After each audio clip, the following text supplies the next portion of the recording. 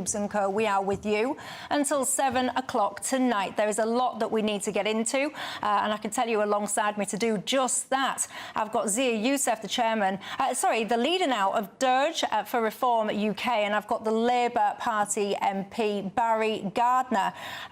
Good evening, gents, to both of you. But of course, look, without further ado, let me cross live back to our Home and Security editor, Mark White, because, ladies and gents, we have found ourselves in a situation where we have huge and very, very fast-moving situations in the Middle East. In fact, actually, Mark is getting himself up to speed with those breaking movements as we speak. I'll start with you, Barry Gardner.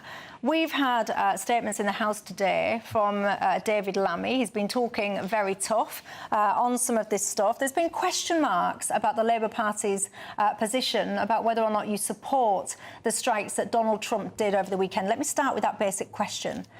Does the Labour Party support Donald Trump's action over the weekend? The Labour Party agrees with America. Then I think the whole country agrees with America that Iran must never be allowed to acquire a nuclear weapon. Yeah. We were not involved in the strikes that America performed, and none of our assets were used in those strikes. So in that sense, they were not any part of our strategy. You will know that David Lammy has been working very hard with his counterparts in France and Germany on the negotiations with Iran to try and work through a negotiated settlement. I think in any diplomatic situation like this, having a tough and a more delicate approach, or a more diplomatic approach, is a good strategy, having more than one string to a bow. With respect to Barry Gardner, that's not the question that I asked you. So I'm asking I didn't give you a yes-no answer, because it's not really a yes-no question. Well, it is. Do you support Donald Trump doing what some people call it a significant escalation, other people call it a strategic move to try and get rid of any potential nuclear armour that they might have? It is surely a simple yes, the Labour Party supports this, or no, we don't. The action. Well, with respect, it's not a simple yes, It is. no. Why do you think it's not? I really don't see the point of trying to play gotcha on something that's this serious. No, please don't do that, because you did this to me last time. Trying to get an understanding and a straight answer is not a gotcha. I'm not, I'm not interested in trying to get my face on social media for 10 seconds with clicks. That's not what I'm trying to do. Voters across the land who are watching this programme, they genuinely want to understand. We have a Labour government. They want to understand. Do you support Donald Trump's action? It's not the action that we have chosen to do. No, I know that. Yeah. I'm not asking you, did you choose to do it? We know Donald Trump did it, so I'm asking you, the position of the Labour government, do you support the action Donald Trump took or not? What is the official party line? Look, we recognise... This is terrible, Barry. Why can't you give the voters, the viewers, a straight answer? This is so silly, because it's an incredibly complicated situation, and the idea it can be reduced to a yes or no answer is silly. Well, I think it's a very sensible question. I think it's very silly and bizarre that the Labour government can't answer it. Do you not understand that it is actually a very sensible strategy to have, to say that this is what America has done, we're pursuing a different role here, but together we hope that they may achieve success. But what you don't want to do is to prejudice one strategy by overtly supporting the other. No, I think my question is a very sensible one. It's a very straightforward one. I talked to my 17-year-old nephew at the weekend. He told me that he and his friends at college, they are constantly talking about whether or not they are imminently going to be called up into some form of conscription, into some form of war that this country has got itself in. This is affecting lives up and down the country, this uncertainty, this upheaval in the Middle East, because it has the potential to hugely affect life here in the UK. That's why we have not chosen to go down that route. I know, but trying to understand what is this guy, I don't think it's funny, I think it's really serious, trying to understand what our relationship is with Donald Trump, i.e. this man, Donald Trump, is a hugely unpredictable man. Absolutely. He doesn't often seem to know what he wants to do himself. You can't predict which way he's going to go, and it is a huge matter of public interest to understand this government. What do we do? Do we just bend and take anything that Donald Trump tells us to do? Are we so terrified to stand up and say we don't agree with what you just did? We have precisely not bent and gone with what the Americans did. That's what I've been saying to you. We've chosen a different path. We haven't said that the Americans were wrong to do what they did in their because it sounds like you haven't got the chops to stand up to Donald Trump. And if he's going to get us into World War III, then we need a strong government, don't we? He is not going to get us into World War III. If he wants to engage in a war with Iran, that's something that he may decide is in America's best interest. We don't believe it's in our best interest. And if American citizens get struck, and that's why it's as not NATO a simple members, question. what would we do? If there is an attack on the United States of America, they are a NATO ally of ours, and that means that we are bound under Article 5. Exactly, so in we go. This is what I mean. If Donald Trump is striking people willy-nilly, whether you agree with it or not, ladies and gents, everyone has their own opinion, and all of your opinions are valid, whatever. We live in a democracy. But I'm really struggling to understand why I cannot seem to get to the bottom of understanding our government's position on this whole situation. The position is that we want a negotiated settlement that brings about a reduction of Iran's nuclear capability. I know, but how are you going to negotiate anything if you don't even start from a position of saying, yes, I support this, or no, I don't support that? I can't. Maybe I've just been in different negotiations to you, but I would always enter a negotiation with a clear mindset in terms of where I am on the matter. We have a very clear mindset of what we want to achieve, and that is to make sure that Iran's capability of developing nuclear weapons does not succeed. Right, OK. Do you think it's an important question? Am I just talking nonsense? Am I just being silly? Trying to get gotchas, if you like, is Barry's suggestion, which I found a bit insulting, by the way. But anyway, do you care what our government's position is on Donald Trump's movements? Does it matter to you or not? What's the Reform UK's position, Zia Youssef?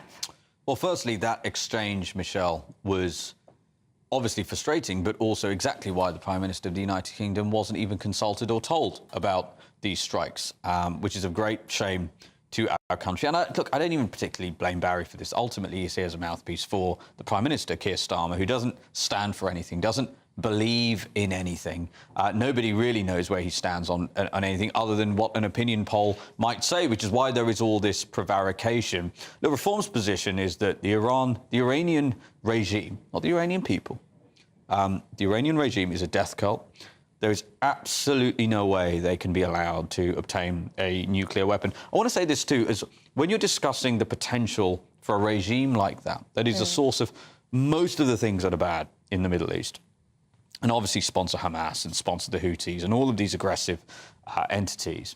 When you're trying to think about that as a challenge, preventing them from getting nuclear weapons, you have to think probabilistically. If they were to be successful, right, in securing, enriching enough uranium to have a ballistic missile with nuclear capability, then that has the potential to cause a chain reaction that could cause, frankly, nuclear Armageddon. It is not in the interest of people in the Middle East, let alone the rest of the world. So Reform's position is that, number one, it's a death cult. They cannot be allowed to secure a nuclear weapon. President Trump, we are perfectly willing to take as read and as a given that the most sophisticated intelligence apparatus in the world had made an assessment that they were very close or had already succeeded in that, and the strikes that they had undertaken. I mean, what an extraordinary military operation. It'll go down in history books as one of the most remarkable ones. Not a single missile or shot was fired by the Iranians back at them. So I think it was actually quite remarkable. We are now seeing some Iranian missiles, but let's be honest, the Iranian regime lives entirely on the basis of its view that, you know, death to the West and all of that chanting. Again, I want to emphasise the regime, not the Iranian people. So do you support, or do the Reform Party, do they support, is it the party policy that you support Donald Trump's action at the weekend? Yeah, it is. Right, good. I'm glad. I mean, I don't know if I live in a different planet sometimes, because I just want straight answers to straight questions. I cut you off. What else was you about to add? Again, not to come to Barry's defence necessarily, but we have a leader who's crystal clear about these things and was crystal clear at the press conference this morning in answering that. And look, whether you agree with us or not, voters at least know where we stand. Look, what I was about to say is, yes, Iran is now firing some missiles. We sincerely hope this is not part of an escalatory chain. But again, the Iranian regime lives entirely on the basis that the West is evil, that America is evil, that Britain is evil. They hate our values. And so they had to kind of respond. So I think what President Trump has done in terms of taking out those sites with incredible sophistication, I think was smart. inevitably, when you're dealing with a regime like the Iranian one that is extremely unpredictable, and as I said, it is a death cult. It is a regime there is that no needs evidence to be that he's opposed. taken those sites out. We know that the strikes landed. What we don't know is that he's taken out the capability. And as for Reform's position in supporting Donald Trump, we've been keen not to undermine what the Americans did, but we haven't supported it because we believe there is a more important way, which is negotiation, precisely so that your young lads that you talked about, Michelle, are not forced into a situation where they have to go out and lay their lives down. But does supporting that military action preclude one from from negotiating a peace? I mean, that seems to be exactly what President Trump is trying to do. As I say, there are two strands to a strategy. And it's important to keep them separate and not confuse them. Well, look, let's cross live then, shall we, to our Home and Security Editor, Mark White. It's a very fast-moving situation, Mark White. Bring us up to speed with the very latest. Yeah, I think we can bring you images, actually, of the scene a little earlier over the Al Udeid air base in Qatar as the missiles were launched in this strike by Iran. We had a very significant, clearly, air defence system springing into action there. And it wasn't just the base in Qatar, the Al Udeid air base, but also the Al Assad air base in Iraq as well, we're told, that was also targeted by Iran. Interestingly, a statement from Iranian security sources suggesting that they fired the same number of munitions that the US used in its operation overnight on Saturday into Sunday against the nuclear facilities. Now, I'm not sure that's true because the Americans have confirmed that they used 75 precision-guided munitions in that operation. 14 of them were these big bunker-busting bombs. Now, it might be that what they're referring to is those bunker-busting bombs, and it may be 14, which would be a bit closer to the mark here. But as we speak, we're told that there are still sirens that have been sounding over US bases in the Middle East, including Syria, Iraq, Jordan, Saudi Arabia, Kuwait, Bahrain, and of course Qatar, as well as the UAE and Oman. But that, I'm sure, is probably out of a general state of alert, given that two bases so far that we can tell have been targeted, Michelle, in these strikes. The other bases gone quickly to standby to make sure that they are prepared with their missile defences for anything that might come their way as well. We have had a statement. Qatar have said on Monday that it reserves the right to respond directly and in accordance with international law after Iran targeted the Al Udeid US military base in Doha in response, obviously, to the US attacks on Iran.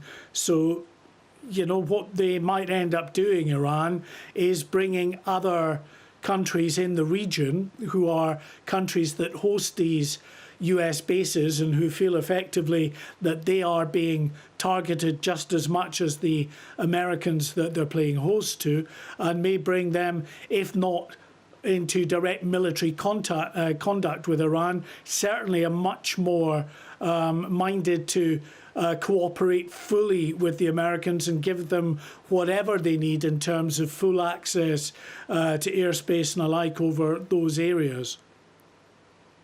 Interesting stuff. And have we heard anything else from Donald Trump? I mean, Mark, it's a sad state of affairs, isn't it? I found myself gripped to Truth Social, Donald Trump's page, to see whether or not he's updated himself since his rant about Russia.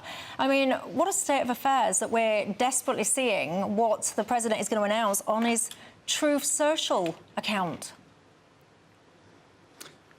Yeah, that's one of the accounts I'm not on, as I am desperately trying to Well, find let me tell you, as Mark, much as let me tell you. I can here for I'll tell you updates, what he said. I'll tell you what he said. So an hour ago, so about 4:30, where are we now? So a couple of hours ago, he said, did I hear former President Medvedev from Russia casually throwing around the N-word, in brackets, nuclear, and saying that he and other countries would supply nuclear warheads to Iran? Did he really say that, or is it just a figment of my imagination? If he did say that, and if confirmed, please let me know immediately, in capital letters. The N-word should not be treated so casually. I guess that's why Putin's the boss. By the way, if anyone thinks our hardware was great over the weekend, far and away the strongest and best equipment we have, 20 years advanced over the pack, is our nuclear submarines. They are the most powerful and lethal weapons ever built, and just launched the 30 Tomahawks. All 30 hit their mark perfectly. So, in addition to our great fighter pilots, thank you to the captain and crew. Is this bizarre, do you think, or perfectly normal? It seems par for the course with President Trump and Truth Social there. Interestingly, he had, of course, posted just a few hours before that, overnight, in fact, about whether regime change was an option as far as Iran was concerned. And he said, you know, effectively, it was a strange word to use, but then given the regime in Iran, maybe it was time to make Iran great again. But I don't really see, at this stage anyway, him swapping his MAGA cap for a MIGA cap. And there is no response there. That's the particular Truth Social post that I was alluding to there. So no direct response from President Trump or the White House as yet. We're told that he is in the West Wing at the moment because the Marine Guard that's normally on duty anytime the president is in office is there. So that could mean he's there, or he could be down in the Situation Room monitoring this. The latest word that we're getting from sources in Qatar, including, it seems, officials in the Qatari government, is that there have been no injuries at the Al Udeid air base, that all of the missiles, and we're talking just over half a dozen, it seems, not that many, that all of those missiles have been dealt with efficiently by the air defence systems over that base. That there have been some impacts, but those are shrapnel from the interceptors and the remains of the missiles that were launched. So there will be a calculation going forward. I was saying to Martin Dobney just before you came on air, Michelle, that the White House will really calculate in terms of what the response has been from Iran and whether that's something that they can live with. They were certainly expecting that there would be a response from Iran. The red line obviously is any significant casualties as far as US personnel or citizens are concerned. It doesn't seem from the reports we're getting so far that that is the case. What also might elicit a response is if there's very significant damage to any of these bases. That sort of battle damage assessment is underway as we speak.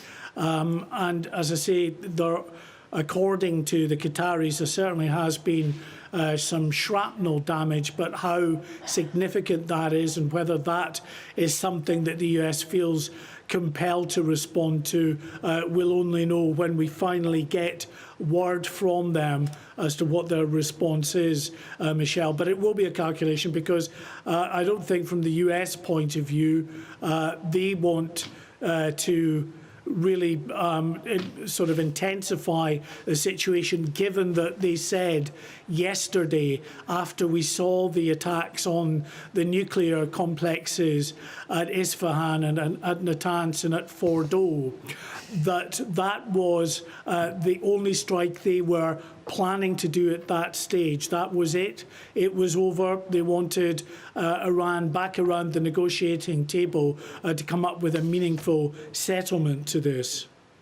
Interesting stuff. Mark White, thank you very much for this. And I know that you are keeping across this. Any further developments, of course, will be crossing straight live back to you. But for now, thank you very much. Now, if you are just tuning in, you're wondering what on earth is going on. This is very fast-moving situation. Of course, we're familiar with what Donald Trump, the action he took over the weekend. The million-dollar question was, what is Iran going to do next in response? Well, now we, of course, have a part of the answer. It's launched strikes at US bases in Iraq and Qatar. We've already had a response there from Qatar saying it reserves the right to respond. And I think you made an interesting point, Barry, earlier on. And he was absolutely spot on with it. Donald Trump, he was almost instantly saying that his mission had been a success. He'd essentially obliterated what he regards as Iran's nuclear facilities. But many people have come out and said, hold on a second, you can't possibly know whether or not that is the case. You've not had any assessments done. Much of this stuff is so deep underground that how would you even be able to know from the kind of initial intelligence that you have? So much of this, we're not really knowing how successful things are being. Michelle, you're absolutely right. And I think the interesting thing is this. No military strike can destroy the knowledge of how to create a nuclear facility that Iran has acquired over the past few years. And you'll remember that it was actually Donald Trump who disrupted the agreement that we had for them to decommission their military strategy and their pursuit of a bomb. And in his previous presidency, he cast doubt on the importance of that treaty that we had, and he broke that. And that's why they then started creating this again. So, look, I think it's absolutely critical that we now get a negotiated settlement. Only an agreement is going to stop them doing this. You can stop them temporarily, but unless you get an agreement, you can't stop them permanently. What the UK has said this afternoon, the Foreign Secretary said in his statement, is that we have deployed further military assets to the region. We are prepared to defend our assets in the region and those of our allies if it comes to that. But the route that we are steadfastly trying to pursue in all this is a negotiated one with our colleagues in Germany, in France. That's why David Lammy sat round the table with the Iranian foreign minister over the weekend, even after those strikes, to try and make sure that we can get a negotiation. I don't know, Barry, because there'll be people at home listening to that, and there'll be people at home shouting at the screens going, but we can't even defend the channel. We can't even defend one of our military facilities against protesters on e-scooters. I mean, that is an absolute disgrace, what happened there. I don't mean to put everyone into a state of depression, but I mean, really? I mean...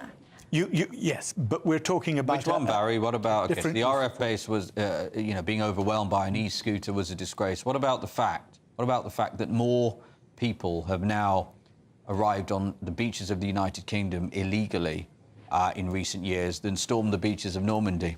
Is that a disgrace? Is that a national security emergency, given that over 4,000 Iranian nationals, unvetted, arrived illegally in this country, several of whom, according to a former British intelligence officer, army intelligence officer, were in fact, they arrived on small boat and were the ones arrested for attempting a terrorist attack in the United Kingdom. Is that a disgrace? Look, it is a huge problem, and it's a problem that government has to be able to deal with it, and at the moment is not succeeding. I'll come back, by the way. Don't you worry about that, because I do want to get into this situation of the absolute farcical scenes of protesters being able to get into a military base. Don't worry, I'll come on to that. This whole notion about regime change, and you're saying obliteration to the West and all the rest of it. Yeah. That is an ideology, and I mean, you can kill as many people as you want to kill, but that doesn't necessarily root out an ideology. In fact, it will fester and develop and expand that ideology in many, won't it? Yeah, that's true. I think that look, trying to kill off a, quote, ideology by bombs, I would agree that's going to be almost impossible to do. But the primary objective here, Michelle, is to prevent the Iranian regime from acquiring a nuclear weapon. That is and must be the primary objective, and it is clearly leading the actions intemperate tweets or Truth Social posts notwithstanding, it is driving the actions of the American military. Of course, so many people would argue. I mean, I would say they'd laughably argue, by the way, that that's not actually what Iran was doing. But many people would try and put that point across. But then, of course, you've got to push back and say about things like the enrichment and all the rest of it, way beyond normal levels needed. So that is a big question mark there. Under the rules, they were entitled to enrich for a civil nuclear program up to 3.67, okay?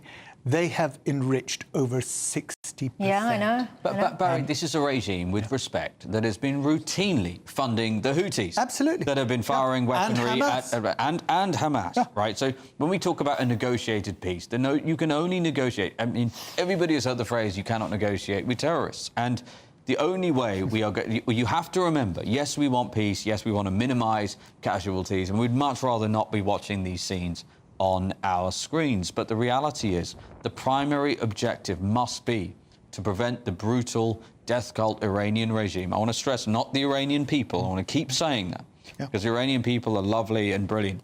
It is the regime that is the problem, and they are a death cult. And they cannot be allowed to obtain a nuclear weapon. And we should actually be grateful that the Americans are taking the action they are. Well, what if it does draw the UK in? What if it is the scenario that Michelle painted earlier in the programme, and that now young men and women, indeed, from the UK are going to have to be asked to lay down their lives in defence of our allies? So this is why I don't think it's just as simple as saying they were right to do it, they were right to make the strike. And you say you can never negotiate with terrorists. I was a minister in Northern Ireland. We did negotiate with terrorists. We did negotiate with the very people who wanted to destroy our government. Indeed, tried to and killed many. So sometimes you have to do that negotiation and try and work a way forward. And I think that is what civilized people do. I agree with you about the Iranian regime. Do you consider the regime you're talking about as civilized? I agree with you about the Iranian regime. You can go back way beyond Masa Amini and the brutality in which they have dealt with their own people, particularly with women in that regime. And child soldiers. Tens of thousands, if not hundreds of thousands of child soldiers whom they sent to go and uncover landmines, their own children. You and I will agree on the horrors of the Iranian regime. But we have to find a way of ensuring that they can meet some of their goals in terms of their population, the development of their population, and the alleviation of problems that they have, that is consistent with them not being able to be a threat to their neighbours, and with them not being able to carry out their stated aim, which of course is the obliteration of the State of Israel. And we have to be able to try and reach for that space. But you can't do that simply by bombing them into submission. Threats are an important part of a negotiated strategy, but ultimately you can only achieve it through a negotiated agreement. But who's going to drive this negotiation then? Because we seem to be an absolute irrelevance. Not at all, Michelle. Look, France, Germany, the United Kingdom and the EU foreign ministers have been sitting down pressing this forward. Barry, that's great, them. but the Keir Starmer wasn't even told about the strikes. In fact, somebody sent me a picture. He was at the pub. And far be it for Reform to criticise the Prime Minister for being at the pub. But a few hours before the strike started. So are you denying that? Are you claiming that Keir Starmer was given a heads up about the bombings? Well, my understanding from the statement this afternoon in the House of Commons is the Foreign Secretary said very clearly that we were given a heads up beforehand. So I don't believe that what you said is correct. That was a statement that the Foreign Secretary made in the House of Commons this afternoon in answer to a very specific question on that. What do you guys make to all of this at home? I've got to tell you, Barry, there are a lot of people that are echoing the point that I was trying to make at the top of the show, which is trying to understand where our government position is on some of what has unfolded and will. I mean, I don't want to say it will carry on escalating, because, of course, I would hope it does not. But, you know, let's be realistic, everybody. So people are asking for clarity. Claire, you've got in touch as well, said, Michelle, all of this is absolutely horrifying. She says she's sitting here now feeling like she's watching World War III begin to take a hold. I can tell you that sentiment is really coming through thick and fast. So many of you are saying that you feel like this is the start of World War III. Do you think that? No, I don't. And look, let's understand. I think the way in which President Trump tries to carry out international relations on a Twitter site is not the way we should be doing things. I think he makes very bold and audacious claims on his Truth Social site. I think sometimes it's done to provoke, sometimes it's done to threaten and bully. But it is not the way of international negotiations. When people say they want clarity, sometimes what they want is a simple solution where there is no simple solution. And I think we have to be realistic about that. That's why we don't want to obviously undermine our Americans allies. They are our allies, and we don't want to undermine what they do. But we're very clear that our strategy does not need to be, and indeed I believe should not be, the same as theirs. They act in the interest of their population. We must act in the interest of ours. Yeah, I know, but what I'm saying is what they do, what the Americans do, and irrespective of whether or not people agree with it, that's irrelevant, but what they do, that will, because Eleanor has got in touch on Twitter and said, Michelle, this has nothing to do with the UK. Why are you getting so het up? Well, I would say to you, Eleanor, it absolutely has the potential to significantly impact us in the UK, whether even on one hand it's economically, when it comes to oil prices perhaps, and the knock-on effect that will have on every single one of our lives here in this country, whether that's militarily, because if, I don't know, someone then strikes onto America and US citizens are then killed. We've just been discussing NATO, the essence of NATO will then kick into force, which of course will require support from UK military personnel as well. And that brings me all back to my starting point, which is my 17-year-old nephew was sitting there at the conversation among the colleges with him and his friends. Are we going to get a knock on our door and get asked to be involved with the military? And I dare say that my nephew is not in a bubble. Some of your 17-year-old children, nephews, grandchildren might be having the exact same worries. Can I just say, though, Michelle, we're a very long way from talking about anything other than our regular armed forces being engaged in this. This is not a... Oh, yes, but haven't we wound down our armed forces to quite restricted numbers? This is not a situation, though, where we're talking about conscription or anything like that. Yes, we've stepped up our capacity in the region to protect our assets and to protect our allies. But that does not mean that we're talking about people who are not part of our armed forces then being brought in. And let's not be under any illusions, Zia Youssef. All of this will be radicalising the next generation of young people. So when it comes to threats and terror attacks here, you'll already have a lot of people that are watching the goings-on, watching closely, considering what they and how they want to react and all the rest of it. And all of this kind of conflict and all the rest, it's not going to end well for anybody. Well, firstly, the Iranian regime is actually despised by a significant percentage of the actual Iranian people. But, Michelle, this is the United Kingdom. We need political leaders who care about the United Kingdom and care about securing our borders. This notion, because you see quite a lot of people saying, well, you're going to create refugees by, you know, dropping a bomb in the Middle East. The reality is it is totally within our gift as a country to secure our borders. And this is why it's so relevant to go back to the point that over 4,000 unvetted Iranian nationals penetrated our borders last year alone. The cumulative number over the last decade is far greater than that. We know that several Iranian nationals were arrested for a foiled terrorist. Our security services did an incredible job to prevent that terrorist attack from happening.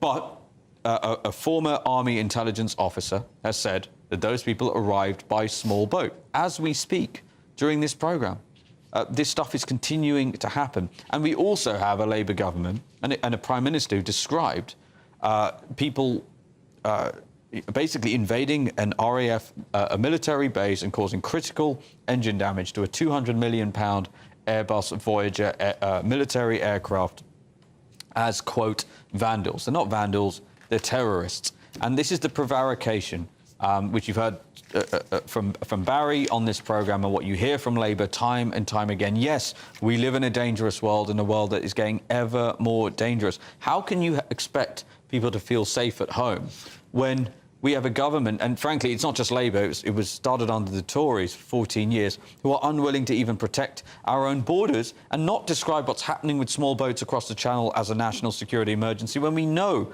people have crossed the Channel with the express intention of engaging in terrorism on our shores? This airbase that's been targeted in Qatar, are there any UK personnel based there? I believe so. So then, if there's UK personnel... Sorry, UK personnel or US personnel? UK personnel. No, I don't believe that's the case. It's US personnel, I believe. Right, because if there's UK personnel there, then that's a problem. Of course, yeah. For us, Yeah. is it not? Of course. Look, the whole situation is complex, and of course it's a problem. And you are absolutely right to point out about how this will impact on everyone in the UK, because the Iranian Parliament has already voted to close the Straits of Hormuz. If it does that, that affects the price of oil instantly. Yeah, but that will also be a big act of self-harm for Iran, of course, because they get an absolute fortune from that oil revenue. So, but what they did last time, as you know, is they avoided the sanctions, they evaded those sanctions, and they took their own vessels, their own tankers, out into the Far East and sold the oil there. So they were still getting those revenues in. Yeah, I mean, everything that I'm seeing, it's saying that there are UK personnel based at that air base that has been attacked. So I'm getting the opposite. Base. Yeah, I'm getting the opposite information. The there are UK personnel. I would have imagined that a US base had pretty much exclusively US personnel there. But if there are UK personnel who've been there as well, then obviously that's new information. But what would that mean? If there were UK personnel there, what does that mean for us, for this country? Well, if I quote what the Foreign Secretary said this afternoon, he said, and I've got it right here, be in no doubt, we are prepared to defend our personnel, our assets, and those of our allies and partners. And yet a ragtag crew on some e-scooters penetrated an RAF base and caused critical engine damage to one of our aircraft. And the Prime Minister described it as vandalism, Barry. Well, I think we're comparing very different situations, and I totally agree with you that the security lapse at that base was shocking. And as I understand it, there's a statement in the House at the moment about that. I was going to be there had I not been here. But look, it is the order of magnitude difference that we're talking about in terms of the seriousness of the damage that was done. Absolutely illegally, criminal damage. They were breaching the Prevention of Terrorism Act. That means that is a designated site, and therefore it is against the Terrorism Act for them to have even gone onto that site and broken in. So it's a very serious breach of security. You're absolutely right. I take it very seriously. I need to hear what the government is going to do about it, and that's what they're discussing in Parliament at the moment. And in case you're not sure what we're talking about, this is RAF Bryce Norton, so it's in Oxfordshire, and it was on Friday, I think it was, that you had these protesters from Palestine Action. In they went with their e-scooters and basically vandalised using paint, and they were pro-Palestine, obviously, as the name would suggest, and they didn't want those jets, essentially, to be getting involved in what they would regard as the genocide of Palestinian people. Now, I mean, we've got a couple of different strands on this. The first one is what we're kind of touching on. People at home will not be able to fathom how you can have a high security, or what they would hope would be a high security, military facility that people can just get on a push bike, scooter, whatever, it's irrelevant, and get in and get close to our equipment and damage it in this way. I mean, that is almost unthinkable. It is. It is clown world, is what it is. The idea that, people watching this programme know that this government, the United Kingdom spends £60 billion, close to 70 billion now, on defence, and that's growing all the time. I'm playing you the attack on screen, by the way. This is it as we're talking. Carry on. Yeah, so 60 to 70 billion pounds a year on defence, and an RAF, a secure Royal Air Force base, was overwhelmed by two guys on an e-scooter. And here's why it's actually relevant, Barry, why it's not an order of magnitude difference. We know we've had hundreds of thousands of people come here illegally. The majority of those people have come from Iran, Iraq, Syria and Afghanistan.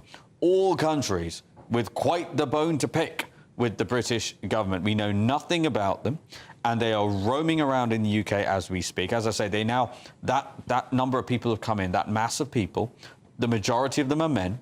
Despite what one of your Labour colleagues said to me on Question Time, the majority of them are men. The majority of them are military-age fighting males, and they outstrip, in terms of manpower, the total available people, manpower available to the British Army, including the Territorial Army. So we are in this situation where people look at that and think, well, that's how vulnerable the British military is. And so for us to now be talking about trying to be big players on the world stage, let's be brutally honest. President Trump, even if Keir Starmer was to offer the assistance of the British military, it would be highly questionable whether he would even be willing to take it. And when you come back to the people watching this programme, when you listen to the people, when you think about the people watching this programme, the reason why they feel so unsafe, how can you possibly expect them to feel safe when the people streaming across our border, overwhelming our borders, military-age males, that number is not coming down, Barry. It is going up under this Labour government. And the fact that even our Royal Air Force bases can be overwhelmed by e-scooters. I go back to the original point. We are living in a country that is now, frankly, an embarrassment on the world stage. Well, look, you say that America would not even want our military. I said it's questionable whether you would even want it. Yeah. Look, that is to completely misunderstand the depth of the technical relationship that there is between the US and the UK. Then why weren't we asked to be involved in the strikes that have already happened? We were told about them. We did not get involved in them. We were not part of them. They were not our strategy. They were America's strategy. I've said that before, but let's come back to your point, and that is about the way in which the UK and the American military would engage together or not. And you say, well, because of what happened at Bryce Norton, which you and I both condemn as a terrible security lapse. Would you agree that they should be a terrorist organisation? Let me just answer your first question, and then we'll come to the second one. Okay, a terrible lapse of security. But we're talking about assets that would be used in a potential military engagement with Iran, where we're talking about bombs and fighter jets, where you would not be using that equipment against two guys on an e-scooter. So when I say the order of magnitude is entirely different, it is. But you don't know who those people on an e-scooter are. They could be armed to the hilt with some kind of bombs in their backpacks. And that's why it was a terrible lapse of security. What happens then? So I don't know. So what will happen now then? Will people be getting fired? Like what? I should jolly well hope so. I would hope so. Yeah. And I hope that those people are named and shamed. Yeah, I would bet you all the money in the world that nobody's going to face any consequences for it. There will be no accountability whatsoever, and the government will simply hope that the whole thing is brushed under the carpet. But I go back to the point about how do British people feel right now? Why would the government hope that is the case? See, of course they wouldn't. Because there's never any accountability for any catastrophic security failing, including, by the way, the fact that as we speak, our borders are being routinely overwhelmed by unarmed men in dinghies. It's extraordinary how you always come back to the point about immigration, and we can agree. It's quite important, Barry. Yeah, I think you'd be surprised about how much people care about it. Is it the only arrow that you have to fire? Because it seems that everything has to. Barry, I put it to you: if you're sitting if I'm sitting in my home and somebody just walks in, scales the fence, wanders into the house and sits down at the dinner table, yeah, that's kind of the only thing I'm thinking about at that moment in time. And until that intruder is removed from my home, yeah, that's all I'm thinking about. And by the way, the fact that Labour still, this is not just directed at you, but writ large across the Labour Party, the fact that this is not understood is a key reason why Starmer and this Labour government's popularity has collapsed at historic speed since the general election last year. I think when you say it's not understood, it's very clearly understood what a problem this is. That is why the government came in. You just minimised it, Barry. You just attacked me for raising it as a critical issue. No, I didn't. I said it was the only issue, and I agreed with you, in fact, that it was a severe problem. I agreed with you then, I agreed with you earlier in the programme. This is a serious problem. It has to be addressed, and it has to be got right, and we are not succeeding at the moment. But it's not a simple problem. And previously you said to me that what you would do is you'd have the special boat service out there in the Channel boarding those dinghies and then escorting them back to France. But of course, the question then is, what are they likely to do? And the answer is they're likely to get into further boats the next day and try again, because these are people who, as you rightly say, have come from Syria, have come from Iran, have come from Afghanistan. They've come all the way to Calais and to Belgium. They're unlikely to decide that they're going to go back home. Barry, they're coming from France, mate. They're coming from France. No. You said just earlier on in the programme these people have come from Barry, Iran. People watching this programme will be shouting at their screen. No, they won't. They are coming from France. And if that is an unsafe... they were coming from Iran. If that's some war zone, then somebody needs to tell the millions of British people who go to France on a holiday every You've just summer. contradicted yourself, Sia. Well, you said that they came from Iran and that 4,000 of them... Iranian nationals. Yeah, they're Iranian nationals. They've come from Iran, they've come from Sudan, and they've come from Afghanistan. That's what you said yourself Syria. on the programme earlier. Yeah. And that's correct. And that's why I say to you, the fact that they're returned once to the shores of Normandy is not going to be the thing that eventually decides that they'll go all the way back to Kabul. If they know all the way back. They will never be allowed to stay, that they will be deported immediately, that we have no ever get the right to remain, that their asylum application will never even be considered. You take away the incentive. And then, yes, you wouldn't even need the special boat service. You could use our brilliant Royal Marines for that task. And the people inside His Majesty's Royal Navy tell me this. This is clear from an operational standpoint. It's straightforward. The only thing that is lacking is the political will to leave the ECHR, disapply the relevant clauses inside those international treaties that are now well out of date.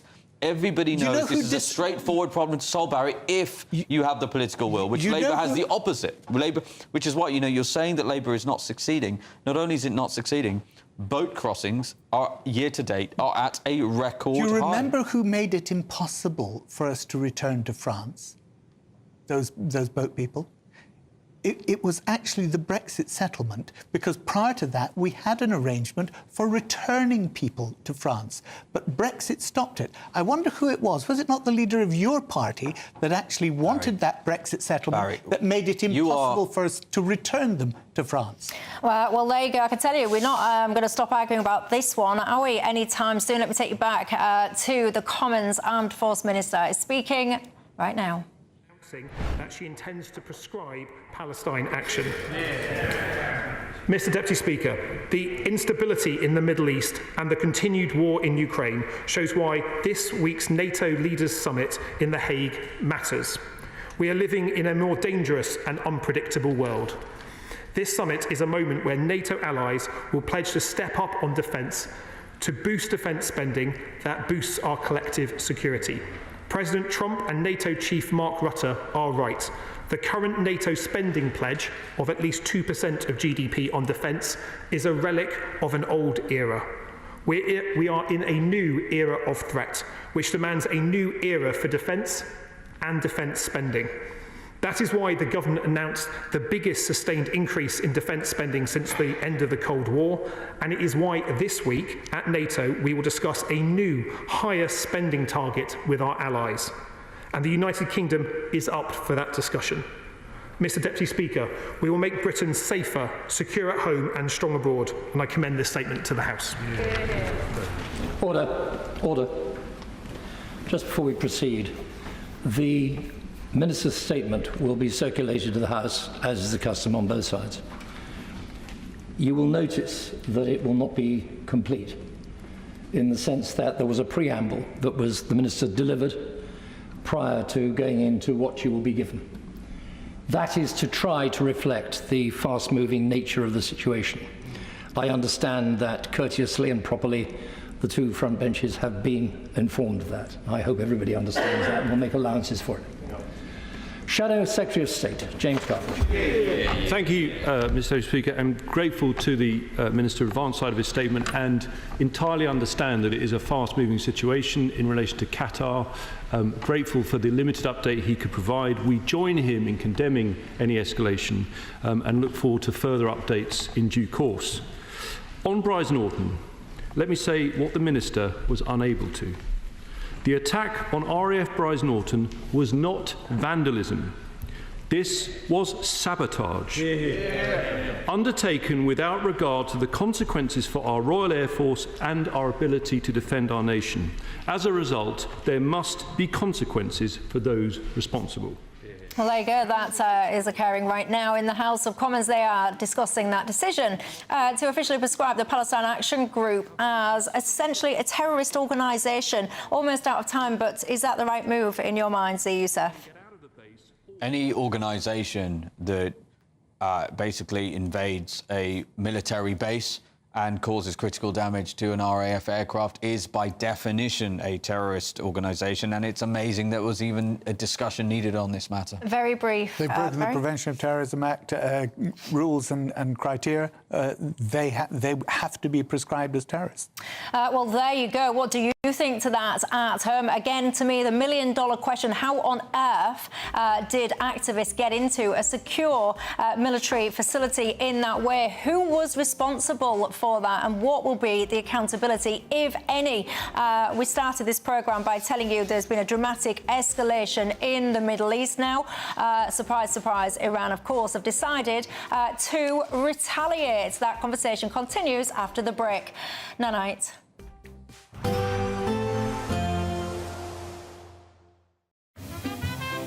Heavy showers first thing will be followed by a warm, cosy day. Boxed boilers, sponsors of weather on GB News.